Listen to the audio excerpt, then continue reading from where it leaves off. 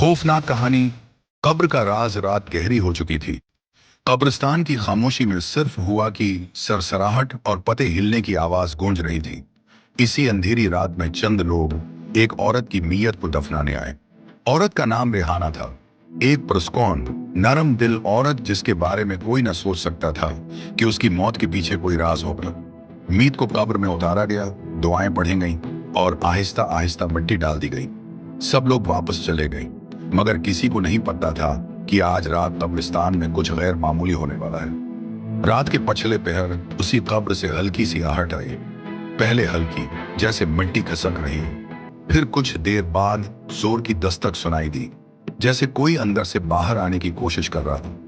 پاس میں رہنے والا ایک درویش جو اکثر رات کو ذکر کرتا تھا، یہ آواز سن کر چونک گیا۔ اسے لگا شاید وہم ہے، مگر آواز دوبارہ آئی، بچاؤ، کوئی ہے۔ آواز دھیمی تھی مگر واضح تھی۔ درویش کانپتا ہوا قبر کی طرف بڑھا۔ چاند کی مدھم روشنی میں اسے قبر کی مٹی تھوڑی سی ہلی ہوئی نظر آئی۔ وہ پریشان ہو کر قریبی لوگوں کو بلا لایا۔ سب نے مل کر قبر کھولی اور جو منظر سامنے آیا، سب کی روحیں کانپ اٹھیں۔ ریحانہ کی آنکھیں کھلی ہوئی تھیں، اس کے ہاتھ قبر کی دیواروں سے ٹکرانے کی وجہ سے زخمی لگ رہے تھے، اور اس کے چہرے پر خوف کی ایک ایسی لکیر تھی جو دنیا والوں کے لیے ایک سوال چھوڑ گئی تھی۔ کیا وہ دفن ہونے کے بعد ہوش میں آ گئی تھی، یا قبر میں کچھ تھا، کچھ ایسا جس نے اسے چیخنے پر مجبور کیا؟ کچھ لوگ کہتے ہیں کہ وہ زندہ تھی اور غلطی سے اسے مردہ سمجھ کر دفنا دیا گیا، لیکن اسی علاقے کے بوڑھے لوگ ایک اور بات کہتے ہیں کہ اس قبر میں ریحانہ اکیلی نہیں تھی۔ جب اسے قبر میں لٹایا گیا تو وہاں ایک سایہ پہلے سے موجود تھا، جو راتوں رات قید روحوں کو اپنی آواز بناتا ہے۔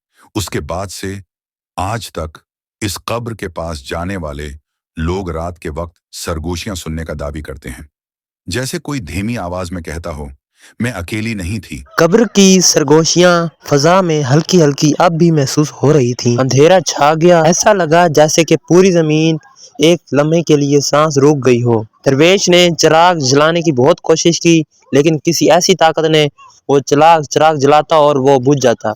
تو کافی کیونکہ اندھیرا تھا، اس وجہ سے کوئی نظر بھی نہیں آ رہا تھا۔ درویش نے سوچا کہ میں ایک بار پھر کوشش کرتا ہوں چراغ جلانے کی، تاکہ میں مزید جا کر دیکھوں کہ وہاں پر کون ہے، اور کوئی ایسی طاقت، مجھے اس کا سایہ نظر آیا درویش کو کہ وہاں پر کوئی تھا، لیکن وہ اس نے ایسی آواز آئی غیب سے کہ تم کون ہو، اور یہ سرگوشیاں سنائی دی کہ میں اکیلی نہیں ہوں، میرے ساتھ اور بھی ہے۔ درویش نے یہ سن کر دل میں سوچا کہ مجھے اب واپس جانا چاہیے، لیکن اچانک اس کے پیروں سے زمین کانپنے لگی، جیسے قبرستان کی مٹی خود کچھ کہنا چاہتی ہو۔ چند لمحے بعد قریب کے درختوں کے ساتھ ایک لمبا سا سایہ نظر آیا۔ سایہ اتنا کالا تھا کہ وہ اندھیرے میں ایک دھبے کی طرح نظر آ رہا تھا۔ درویش نے پھونک مار کر آیت الکرسی پڑھی، مگر جیسے ہی اس نے پڑھنا شروع کیا تو سایہ اس طرف بڑھا، ایسا اور خاموشی سے بولا، یہ قبر تم نے نہیں کھولی بلکہ میں نے کھلوائی ہے۔ درویش کے ہاتھ کانپنے لگے۔